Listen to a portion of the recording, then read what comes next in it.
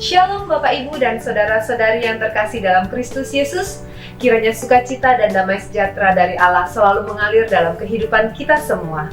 Berikut kita akan menyaksikan beberapa informasi dan kegiatan seputar GBI Gracia Blue Green selama 1 minggu ke depan.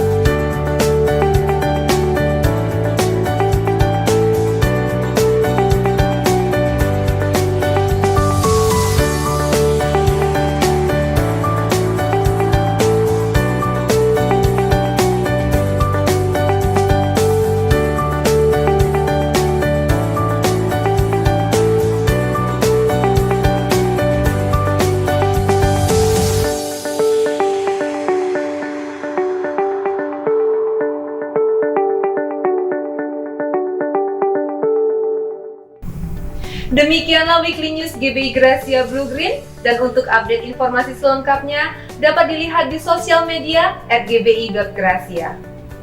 Hidup kita adalah anugerah dari Tuhan. Apa yang kita lakukan dengan hidup ini adalah pemberian kita kepada Tuhan. Selamat berakhir pekan, Happy Sunday, and God bless you.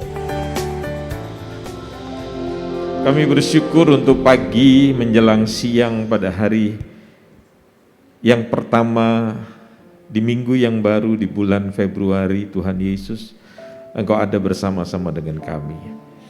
Terima kasih. Kami rindu Tuhan memimpin hari-hari ke depan dengan kekuatan Tuhan saja, sehingga kami boleh berjalan semakin hari semakin serupa dengan Tuhan. Di dalam nama Tuhan Yesus Kristus kami rindu akan firman-Mu. Yang diberkati Tuhan, sama-sama kita katakan. Kita berikan tepuk tangan buat Tuhan yang luar biasa. Silakan duduk Bapak Ibu yang dikasihi Tuhan. Shalom. Terima kasih Pak Yani dan Ibu yang sudah memberikan kesempatan buat saya menyampaikan kebenaran firman Tuhan. Bulan ini kita lebih banyak berbicara tentang kasih karunia. Nah, pelajaran ini cukup panjang, 25 slide. Jadi saya akan minta Bapak Ibu akan berkonsentrasi pada pelajaran ini. Judulnya adalah saudara-saudara berjalan dalam kasih karunia. Ya, apa itu?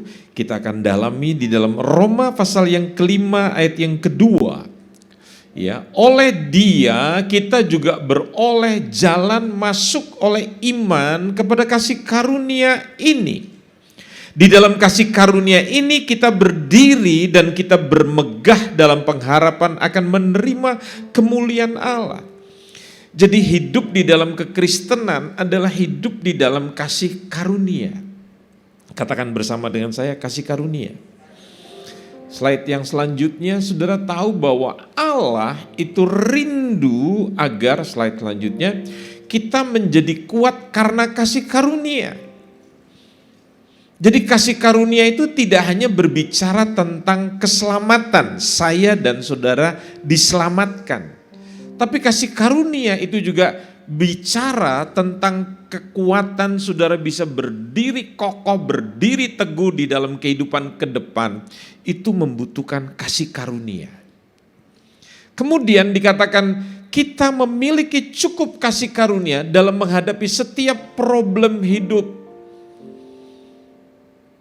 Kalau saudara tidak punya kasih karunia, menjalani kehidupan ke depan, saudara akan menjadi orang yang betul-betul depresi, stres.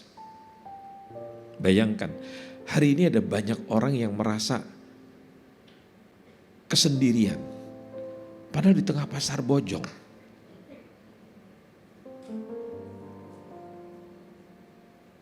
Teman saya kehilangan istrinya 6 bulan sesudah istri saya meninggal dunia. 2 anaknya sudah pergi menikah dan dia hidup sendirian, saudara. Stres banget.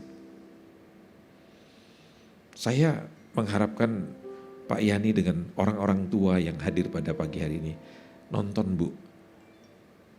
Ya. A Man Called Otto. Ya, itu film buat orang tua yang sudah dekat dengan Tuhan.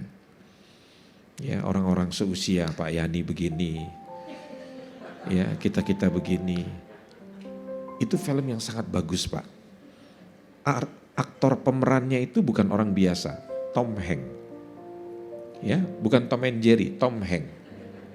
Ya. Tapi itu bagus, sangat bagus dan mendidik kita pria-pria yang sudah 50 tahun ke atas. Pak Yani kan baru 51 ya. Jadi layak untuk nonton film itu. A Man Called Otto. Ya. Jadi saya pikir di PIM lagi main, Pak. Itu film yang baru saja launching, itu bagus sekali. Saya kemarin diajak oleh menantu saya untuk lihat. Saya lihat itu film apa ya, cerita tentang apa. Tapi itu sangat luar biasa sekali. Kemudian kita bertumbuh dalam kasih karunia. Karena pria-pria biasanya kalau sudah ditinggalkan istri itu akan kesepian. Ya, makanya bapak-bapak yang masih punya istri sayangilah. Ya, awetkan istri saudara. Kalau perlu diformalin begitu kira-kira supaya bisa awet gitu ya. Jangan disia-siakan begitu. Yang ketiga, kita bertumbuh dalam kasih karunia. Di dalam ayat ini sudah akan belajar bahwa di dalam hidup itu kita mesti bertumbuh dalam kasih karunia dan pengenalan akan Tuhan. Saya tidak akan bacakan ayat-ayat ini. Dan yang keempat, kita berlimpah-limpah dalam kasih karunia. Jadi kasih karunia itu tidak hanya hubungannya dengan keselamatan. Dalam perjalanan hidup ke depan kita membutuhkan kasih karunia yang luar biasa. Jadi saudara perlu belajar tuh hidup dalam kasih karunia itu seperti apa. Dan iman, klik lagi, iman itu adalah satu-satunya jalan masuk. Penyebab orang Kristen tidak bertumbuh oleh karena mereka tidak memiliki iman yang benar. Dan memiliki iman yang benar, saudara harus belajar membaca firman, mendengarkan firman, merenungkan firman. Bahasa Yakobusnya saudara harus belajar menerima firman. Saudara tahu nggak? Iblis itu kerjanya 365 hari. Kalau zaman sekarang tuh ada istilah 24/7, 24 jam per 7 hari. Nah, orang Kristen dengar firman cuma seminggu sekali. Itu pun dibatasi oleh seperti pagi hari ini, hanya 45 menit. Dan buat saya nggak rugi, karena ngajar lama, ngajar sebentar, bayaran sama kok, ngapain lama-lama saya ngajar. Ya, kemarin saya khotbah Pak di malam Natal di HKBP Depok. Diminta 30 menit dan saya khotbah 21 menit. Semua pada protes. Kenapa khotbahnya terlalu sedikit? Kalau khotbah macam begini 1 jam pun tak terasa, katanya begitu. Saya berprinsip kalau saya punya kue yang enak, jangan diberikan semuanya, cukup mencicipi sedikit saja. Itu rahasianya begitu. Kalau saya bicara ada 10 hal, saya bicara 1 saja supaya lebih sering diundang ke Blue Green gitu kira-kira. Ya, ini saya beritahu kepada banyak pemimpin.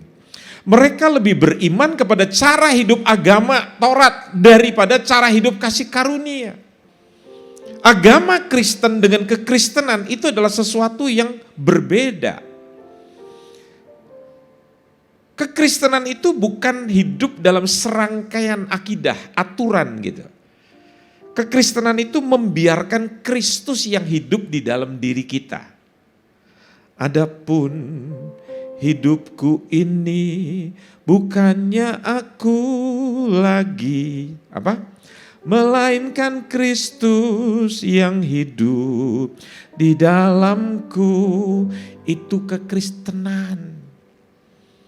Jadi Kristen itu bukan melakukan syariat, aturan-aturan, akidah di dalam agama. Tapi membiarkan Kristus itu hidup di dalam kehidupan kita. Kalau saudara berusaha meniru Yesus, saudara cuma jadi KW1, KW2. Kan niru. Saya tadi kaget waktu masuk sini, saya pikir yang mimpin pujian tadi Afgan.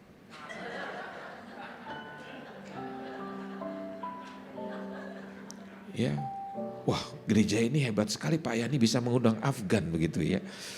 Gitu. Maaf ya. Slide. Arti hidup dalam kasih karunia, apakah dasar hukum Taurat? Dasarnya begini, siapa yang melakukannya dengan sempurna 100% baru saudara akan dibenarkan. Karena kalau saudara benar 9, satu salah, Taurat itu sadis. Dia akan menyalahkan saudara. Makanya gak ada orang yang berhasil hidup karena melakukan syariat Taurat. Karena Mister Taurat itu tidak bisa disalahkan. Satu saja saudara salah, gugur semuanya. Dan Taurat itu, dia sampai dunia, ini kiamat, itu tidak bisa dibatalkan. Ingat, Tuhan Yesus datang bukan untuk meniadakan hukum Taurat. Tapi apa? Menyempurnakan. Oke? Roma 10 ayat 5, sebab Musa menulis tentang kebenaran karena hukum Taurat. Orang yang melakukannya akan hidup karenanya. Makanya orang yang hidup di dalam hukum agama lelah hidupnya. Lihat wajah para ahli Taurat, lelah. Ya, kalau hidup dalam kasih karunia itu ringan saudara-saudara. Ya, makanya kita perdalam ini. Roma 3 ayat 20, slide selanjutnya. Ya, sebab tidak seorang pun yang dapat dibenarkan di hadapan Allah oleh karena melakukan hukum Taurat. Karena justru oleh hukum Taurat orang mengenal dosa. Jadi dengan belajar Taurat saudara mengenal dosa. Artinya apa? Taurat itu pelatih yang baik Pak. Dia tidak salah. Dengan belajar Taurat, saudara mengenal dosa. Orang dulu gak pernah berpikir bahwa kalau saya mencuri itu salah. Sampai Taurat itu diturunkan. Wah, baru kita tahu bahwa ternyata mencuri itu dosa. Ada orang yang tanya begini pada saya, gimana Pak kalau saya gak kenal Taurat? Gimana saya tahu membedakan bahwa itu salah atau tidak salah? Nah itu namanya Tuhan kasih alarm di dalam hidup kita. Namanya apa? Hati nurani.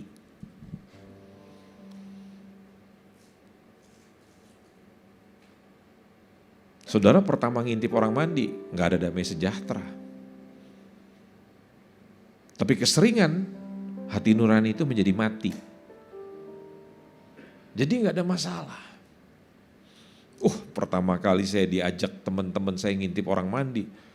Jantung saudara, jantung saya berdegup keras. Tapi semakin sering diajak, kekuatan hati nurani itu menjadi lemah, menjadi tumpul. Dan satu hari saya apes. Diajak teman saya ngintip orang mandi, ternyata yang diintip itu nenek-nenek umur 82 tahun. Udah berkarat. Tapi saya mau kasih tahu, itu adalah sebuah keadaan hati yang tidak nyaman. Karena kalau ketahuan itu fatal sekali. Nah itu alat yang ditaruh Tuhan di dalam diri kita. Ada istri yang dibohongi oleh suaminya bertahun-tahun, istrinya gak tahu. Istri itu kan punya sensitivitas, punya kepekaan. Kenapa kepekaannya itu hilang? kepekaan hilang karena hati nuraninya mati. Kenapa hati nuraninya mati? Karena dia hidup di dalam kebencian. Jadi kalau orang hidup dalam kebencian, hati nuraninya itu mati. Ya. Slide.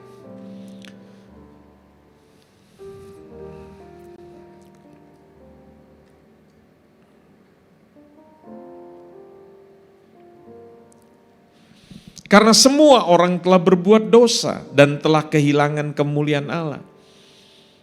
Nggak ada manusia yang benar. Pendeta pun tidak ada yang benar. Ya, kalau saudara mengatakan bahwa setiap manusia lahir dalam kesucian, tidak ada yang dosa, salah.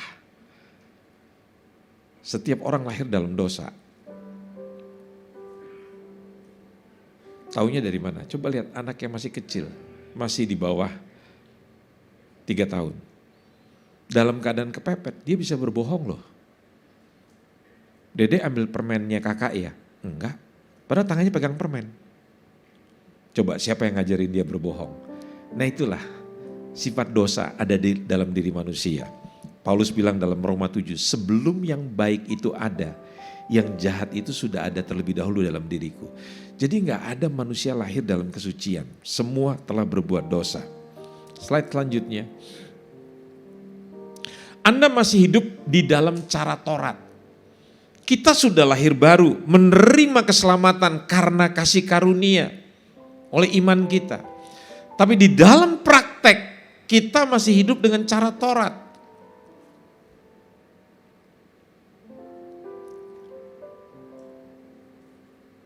Kalau saudara disakiti, balas enggak?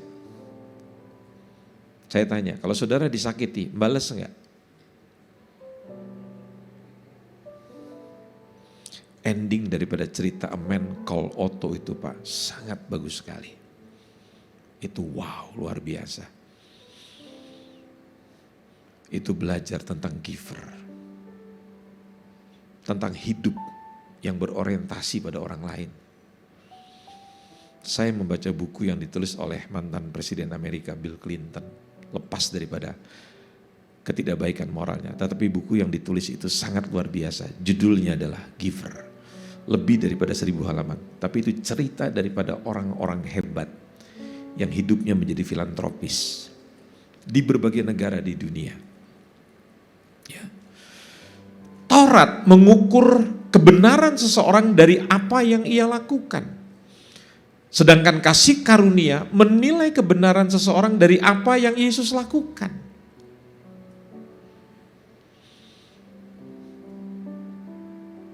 Kasih karunia itu menutupi semua kekurangan saudara.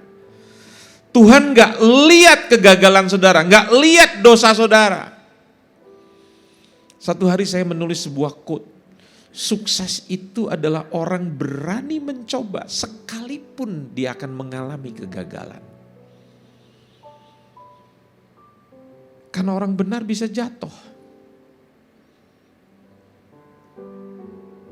Kalau saudara takut gagal, saudara takut mencoba, saudara gak akan pernah jadi orang berhasil.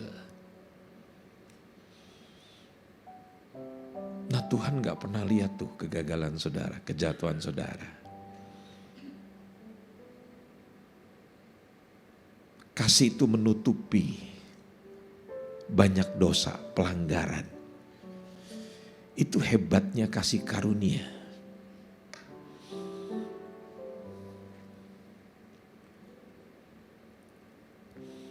Kalau saudara hidup dalam hukum Taurat, engkau ditampar, balas Pak. Gigi ganti gigi, betul gak? Kita ini orang Kristen, hidup dalam kasih karunia, tapi dalam praktek lebih banyak mempraktekkan Taurat. Kalau orang minta engkau berjalan 1 langkah, anugerah mengatakan berjalanlah 2 langkah. Kalau engkau ditampar pipi kiri, engkau mengampuni, itu semua orang bisa lakukan. Tapi engkau ditampar pipi kiri, kau bilang, bro, tampar 1 lagi bro. Itu baru kekristenan. Kalau orang minta bajumu, engkau bilang, nih jasnya sekalian ambil. Itu baru kekristenan. Tuhan disalibkan. Dan orang-orang yang menjadi pelaku penyaliban, dia doakan loh saudara. Itu baru hidup dalam kasih karunia. Udah belum balas orang-orang yang melukai saudara, yang menyakiti saudara. Tidak hanya dengan pengampunan loh, tapi memberkati. Nanti ulang tahun kirimkan kue.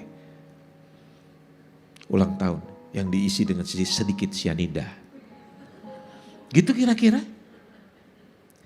Itu dunia, itu Taurat, itu hukum agama. Nangkep gak saudara? Itu logik banget, rasional banget. Kasih karunia adalah sesuatu yang sulit untuk dipahami oleh akal. Nah itu dia ingin saudara hidup di situ. Sambo bunuh Yosua Huta Barat. Yang ribut saudara. Kan lucu. Sampai suami istri gak ngomong-ngomongan Pak. Orang tua sama anak berantem gara-gara Sambo. Kapan Tuhan ngangkat saudara jadi hakim? Ngerti gak saudara? Ya, udahlah gak usah berdebat, gak usah ribut. Serahkan pengadilan itu di tangan Tuhan. Doakan hakim-hakimnya. Ada orang bunuh diri, anak pendeta besar bunuh diri. Ada banyak orang tanya pada saya, Pak Andreas, anak itu masuk neraka atau masuk surga? Saya jawab jujur, saya nggak tahu karena saya bukan Tuhan. Karena orang di saat kritis mau mati itu masih punya kesempatan untuk minta ampun sama Tuhan. Amin saudara. Bebaskan diri saudara dari gaya hidup hukum agama yang selalu menghakimi orang lain, membicarakan orang lain. Ya, kasih karunia. Itu justru belajar mengasihi orang lain. Wow, itu luar biasa. Yesus telah menggantikan kita untuk mencapai standar kebenaran. Karena dia tahu kita tidak mungkin mencapai standar kebenaran. Itu sebabnya dia ganti buat kita semua. Dan dia sabar dengan kita. Bayangkan sudah jual Yesus. Yesus masih pandang matanya.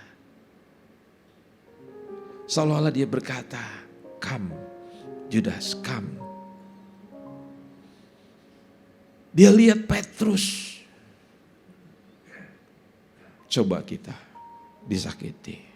Saya tidak akan pernah lihat batang hidungnya lagi. Sampai mati saya tidak akan pernah. Lucu ya. Katanya hidup dalam kasih karunia. Tapi dalam praktek saudara melakukan hukum Taurat. Bisa membedakan gak Bapak Ibu? Ya, makanya pelajaran ini pelajaran yang luar biasa. Yesus telah menghadiahkan kebenaran kepada kita. Anda tidak perlu melakukan apa-apa untuk menjadi benar. Karena saudara dibatalkan tuntutan itu semua karena karya Bapa melalui anaknya di atas kayu salib. Itu sebabnya dalam setiap tahun orang tidak perlu lagi melakukan korban karena dosa. Orang Israel persis seperti saudara-saudara kita Muslim, dalam setahun sekali mereka perlu mengadakan upacara untuk memotong domba, sapi, kerbau, menggantikan dosa kita. Kenapa? Karena Yesus sudah menggantikan kita semua. Kita dibenarkan karena perbuatan anak Allah. Setuju?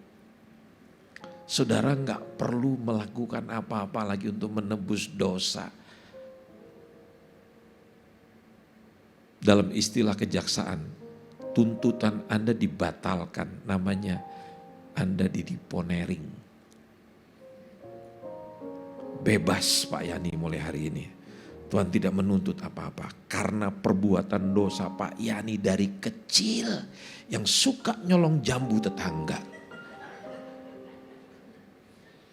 Yang pergi dengan teman-teman ngintip orang mandi. Itu dibatalkan semua oleh Tuhan. Setuju gak? Yang gak ketahuan Tuhan tahu. Itu grace, itu kasih karunia, itu anugerah. Bahasa saya dulu itu rahmat Pak. Bisa nggak bilang pada sebelahnya, wow.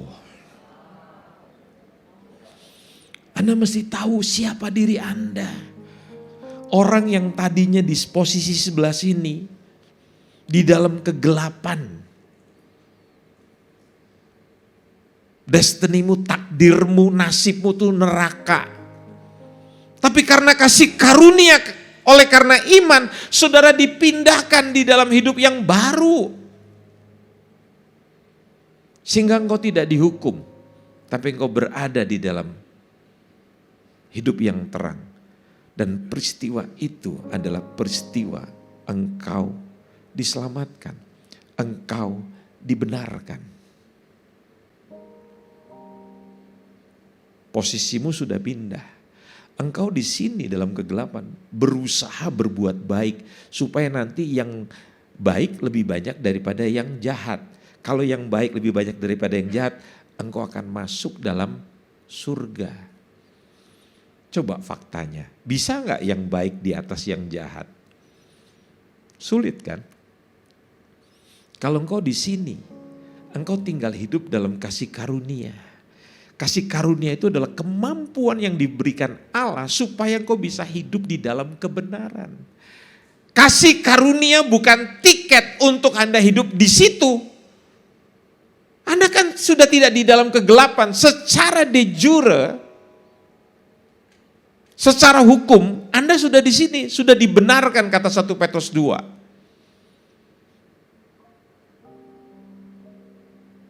Secara de facto, kita masih sering berbuat dosa. Jujur, betul nggak? Kenapa? Karena Rasul Paulus bilang, sebelum yang baik itu datang, yang jahat sudah ada. Dan dia memakai bahasa, di dalam hidupku yang baru ini masih ada hukum dosa. Apa itu hukum dosa Pak Yani? Tabiat, watak. Kan sebelum kita hidup dalam Tuhan kan kita udah dibentuk, dididik bertahun-tahun dalam tabiat dosa. Bapak-bapak nih lihat perempuan cantik.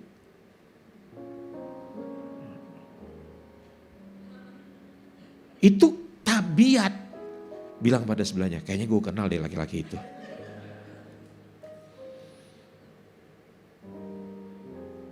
Firman ngajar apa? Ayub bilang, aku menjaga mataku daripada anak darah. Laki-laki gak tertarik lihat nenek-nenek. Laki-laki tertarik lihat perempuan-perempuan muda. Itu laki-laki normal. Tapi gak normal yang hidup dalam anugerah. Masa punya istri mata jelalatan? Buat saya juga tidak normal, walaupun saya pria jomblo, tapi nggak bisa di mall di mana-mana. Yang mana nih Tuhan Yesus? Searching, seret gitu. Tadi waktu masuk di pintu ini saya langsung searching, seret. Yang mana kira-kira? Nggak ada gitu Pak. Hidup dalam kasih karunia bukan tiket melakukan dosa. Jadi tabiat itu, hukum dosa itu mesti apa? Dilatih. Oke, nanti kita sampai ke situ. Slide selanjutnya. Sebab kebenaran bukanlah hasil usaha, melainkan hasil kepercayaan. Kalau Anda gak punya iman, sulit sekali untuk Anda hidup di dalam kebenaran. Sulit. Anda cukup beriman bahwa Anda adalah seorang yang benar. Itu yang disebut kingdom mentality. Bayangkan, seorang juara saja, itu mentalnya dibangun loh saudara. Tidak otomatis. Dia mau bertanding, dia dibangun mental yang namanya vini vidi vici. Aku datang, aku bertanding, dan aku pasti menang. Udah bertanding belum? Belum, tapi dia diajar untuk percaya diri, confident. Dia pasti menang. Ternyata dia kalah. Down? Oh enggak, dia bilang next. Saya pasti bisa lebih baik. Itu mental. Halo, halo. Tuhan itu percaya sama saudara, tapi saudara gak percaya sama diri saudara sendiri. Saudara punya mental block, saya gak mungkin bisa, saya gak bisa bertahan Tuhan, mati saya. Dia bilang sama Petrus yang gagal, Pet, nanti kalau kamu bangkit, kuatkan saudara-saudaramu yang lain. Pet, gembalakan domba-domba. Petrus dalam keadaan gagal loh saudara, udah nyangkal Yesus berulang kali. Tapi Yesus masih percaya sama dia. Cara Tuhan melihat seperti orang tua melihat anak yang masih kecil tidak berdaya sambil pegang. Nah, kamu ntar terusin bisnisnya papa ya. Bahkan kamu lebih hebat dari papa. Tuh anak kecil gimana? Kayak ikan mas koki. Terus saudara bilang ini, ya model gini kayak ikan mujair. Gimana bisa jadi orang hebat? Tapi orang tua percaya bahwa anaknya satu hari akan jadi orang hebat. Betul nggak? Ada di sini yang punya cita-cita mau jadi presiden? Saya mau kasih tahu, nggak perlu sekolah di Amerika. Pak Jokowi jadi presiden, sekolahnya di UGM. Gak perlu menyekolahkan anak mahal-mahal ke Amerika. Saya bukan anti, anak saya nomor 2 juga lulusan dari Harvard University Pak. Saya gak anti. Tapi saya mau beritahu, orang hebat itu tidak perlu lulusan luar negeri. Anda gak mampu, gak usah ngoyo, gak usah terlalu bagaimana. Biarkan Tuhan yang bekerja dalam hidup saudara. Itu namanya kasih karunia.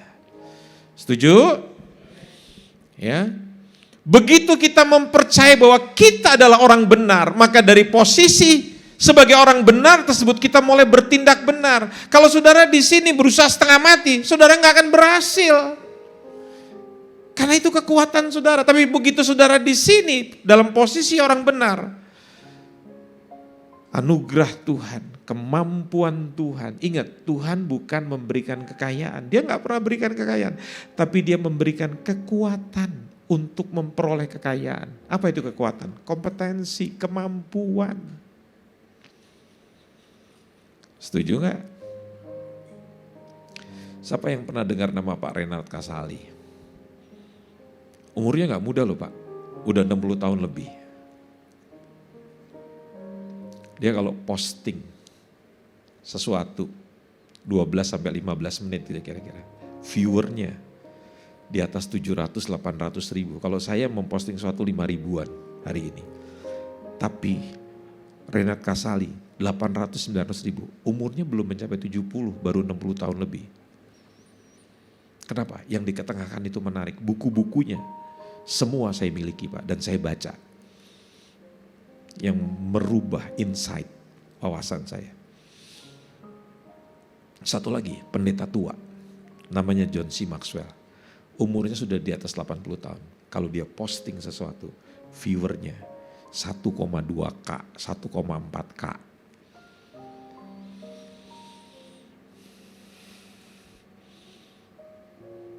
Saudara tahu kalau punya follower sudah di atas sampai ratusan ribu begitu, biasanya orang akan coba berikan endorsement. Seorang anak saya, followernya udah banyak saya. Tiap hari dia dapat endorsement Pak. Ya.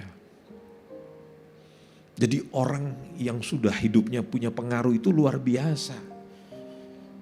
Jadi Tuhan itu ingin supaya kita itu diberkati Tuhan. Dia berikan kita kasih karunia. Nah jangan kasih karunia itu menjadi tiket untuk saudara melakukan dosa. Seperti teman saya seorang pendeta besar di negeri ini mengatakan, kasih karunia itu membuat seorang pendeta sekalipun punya istri 2 tetap masuk surga.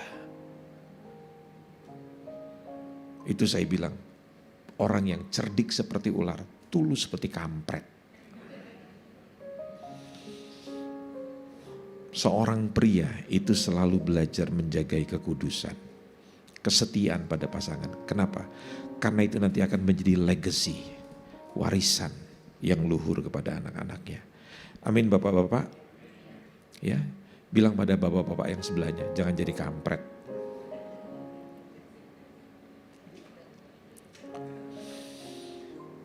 Perbuatan kita bukanlah persyaratan untuk menjadi benar, melainkan merupakan buah kebenaran. Saya suka nolongin orang, Pak Yani. Saya suka melakukan perbuatan yang baik, Pak. Tapi tujuannya bukan supaya saya diselamatkan. Saya sudah selamat, bukan karena perbuatan baik, tapi karena Yesus di atas kayu salib.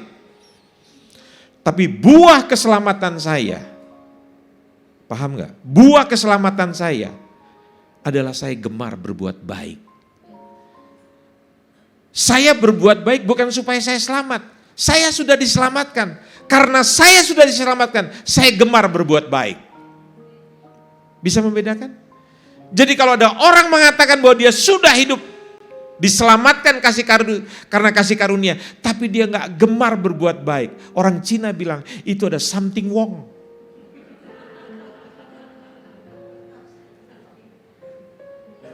Teman saya itu kalau panggil Pak Bambang Yonan, Pak Mangmang. Halo Pak Mangmang. Namanya Bambang tapi dipanggil Mangmang. Nah itu, something wrong. Pasti ada sesuatu yang gak beres dalam hidup itu. Betul gak saudara? Slide selanjutnya. Sebab kebenaran bukanlah hasil usaha, melainkan hasil kepercayaan.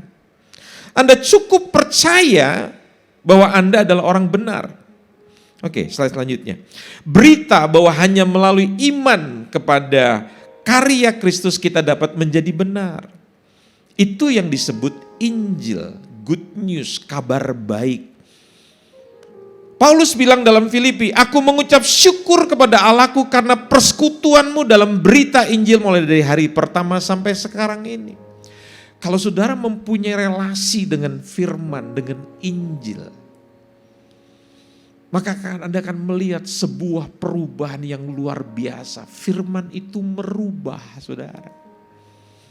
Karena apa yang saudara dengarkan akan mempengaruhi hidup saudara. Oh, iblis tahu rahasia itu. Makanya di televisi, di media, saudara diblast. Terus dikasih iklan-iklan semua. Sehingga kalau saudara mau masak, saudara ingat sebuah bumbu masak. Saudara mau bersihkan baju, saudara ingat iklannya apa. Itu cara iblis ngeblas kita dengan konsep yang daripada Allah. Maksudnya dunia memblas kita begitu. Nah saudara gak pernah menaruh pikiran Allah, firman dalam hidup saudara. Saudara gak pernah berpikir, saudara gak pernah terus-menerus merenungkan. Itu sebabnya saudara gak dapatkan apa-apa dalam hidup. Saudara cuma terima keselamatan, tapi saudara gak hidup di dalam keselamatan itu. Makanya bahasa dalam Rasul Paulus, hiduplah dalam keselamatan. Jadi bukan hanya menerima keselamatan. Bahasa Alkitabnya apa? Kerjakanlah keselamatan itu. Artinya apa? Hiduplah dalam keselamatan. Slide.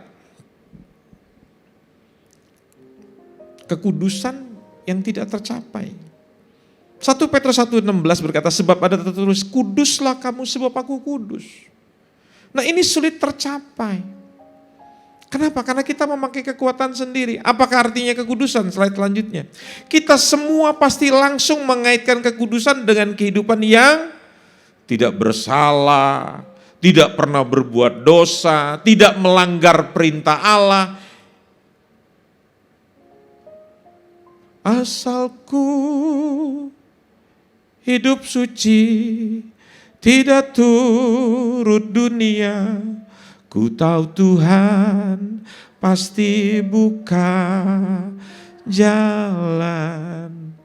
Dan kita menerjemahkan, orang yang hidup benar tidak pernah bersalah, tidak pernah berbuat dosa, tidak pernah melanggar perintah Allah. Saya mau tanya jujur, bisa enggak? Buktinya apa? Saudara lihat ada patung gitu di museum, ada 4 patung. Patung-patung itu sudah lihat semua sama gitu, beda sedikit-sedikit teksturnya gitu. Tapi ada satu patung ada tulisannya,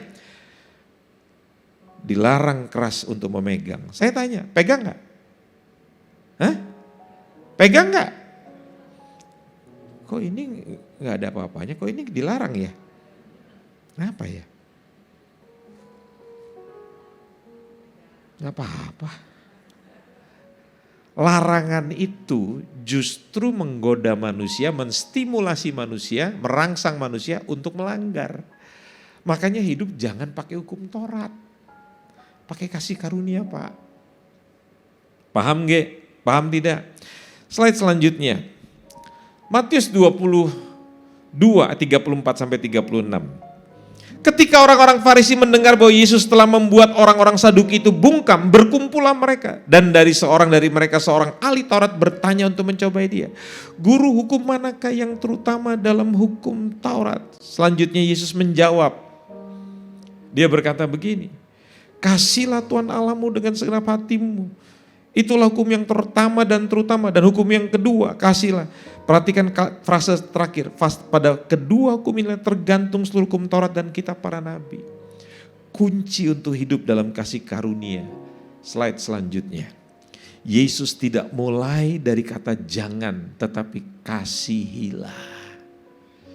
Saya suka dengar dari mimbar pendeta suka ngajarin gini, saudara-saudara Anda harus memberi persembahan yang terbaik. Anda harus bayar perpuluhan. Kalau Anda tidak mau bayar perpuluhan, ingat, kutuk akan sampai kepada diri saudara. Ini bukan pendeta, preman rohani. Di luar kita menghadapi preman, di sini pun kita menghadapi preman. Jangan ngajar dengan cara seperti begitu. Ajarkan orang cinta Tuhan.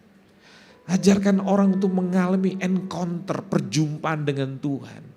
Kalau saya cinta seorang perempuan, maka saya akan suka memberi. Setuju gak? Si laki-laki akan bilang, kamu mau apa yang? Jangankan emas, rumah aku akan berikan. Bukan di Pondok Cabe. Pondok Indah belakang rumah Pak Yani akan aku beli. Kalau perlu rumah beliau akan ku beli juga buat kamu yang. Jangankan semua itu kecil bagi aku yang jiwaku, nyawaku kan ku berikan buat engkau. Itu laki-laki sejati. Setuju gak? Jangan istri minta tas. Tas lagi. Gue colok lu. Astagfirullah. Gila nih laki-laki, katanya cinta. Istri cuma minta tas. Tasnya bukan Gucci, Pak, gentong. Dia gak minta jam tangan Seiko, cuman Seiki. Dia bukan minta handphone Oppo, Rapopo. Dikotbahin. Maklum orang Parisi, saudara. Jadi istri minta apa? Dibacakan firman. Itu bukan suami, ahli agama.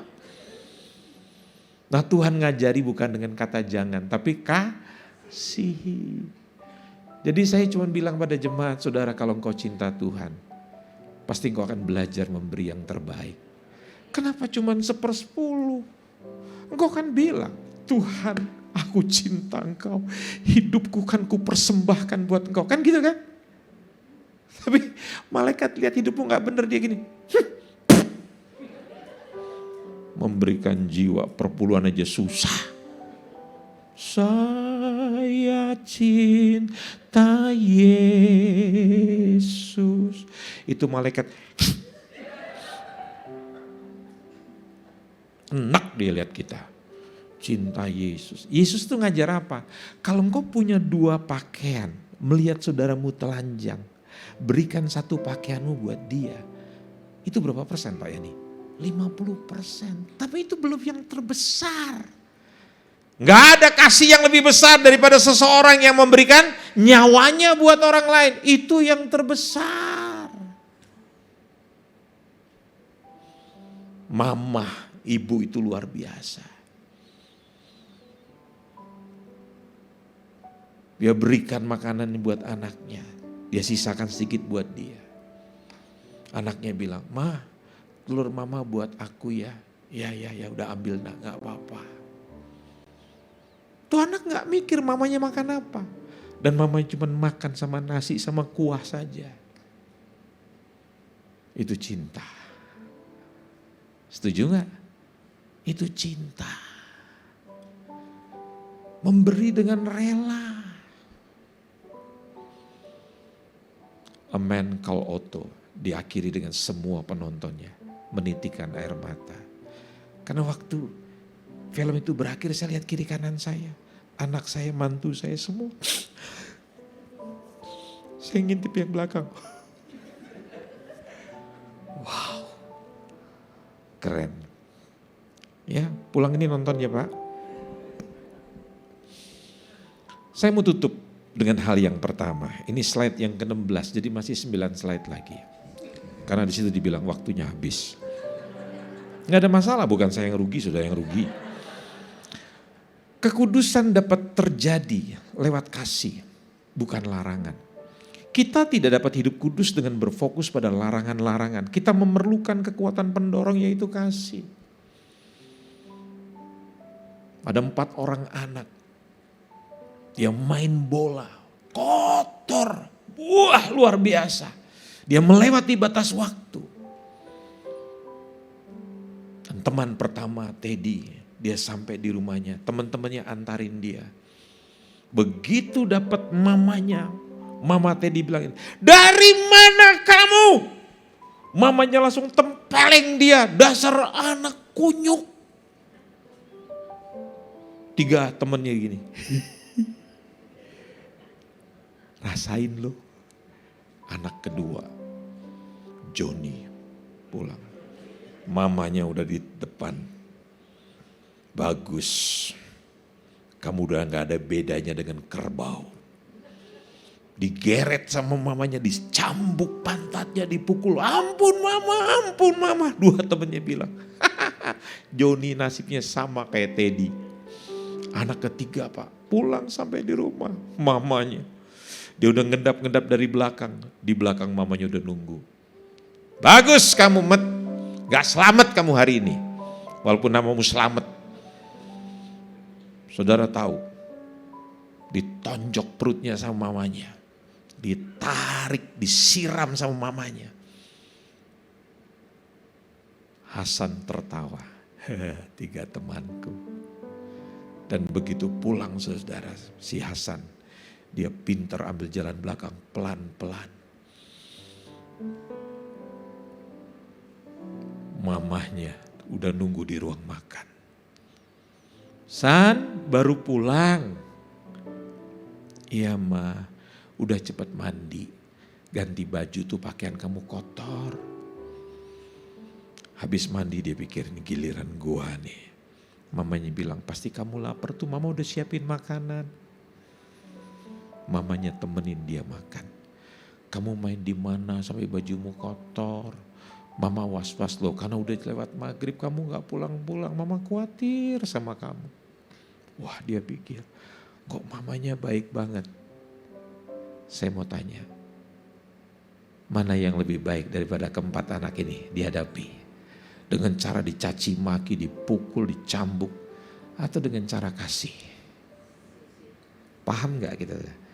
Karena masalahnya kita kecil gak punya pengalaman seperti begitu Pak. Kita selalu dicaci maki. Ibu saya itu orang Ambon. Tuang ala beta ciki usi purambe 1 kali, beta banting usi mati. Itu mama saya. Mama saya gak pernah berkata yang lembut, berkata yang baik. Itu sebabnya begitu saya tumbuh Pak. Apalagi bapak saya tentara, saya selalu senang berantem sama orang. Dan waktu saya melihat film A Man Called Otto, itu adalah hidup saya. Saya gak bisa melihat ada sebuah kejadian yang tidak baik dalam lingkungan saya. Saya selalu tegur orang, saya selalu marah. Makanya saya tidak disukai oleh banyak orang itu. Kenapa? Karena saya perfeksionis banget. Hiduplah dalam kasih karunia, supaya engkau tidak lelah. Yuk kita berikan tepuk tangan buat Tuhan yang luar biasa.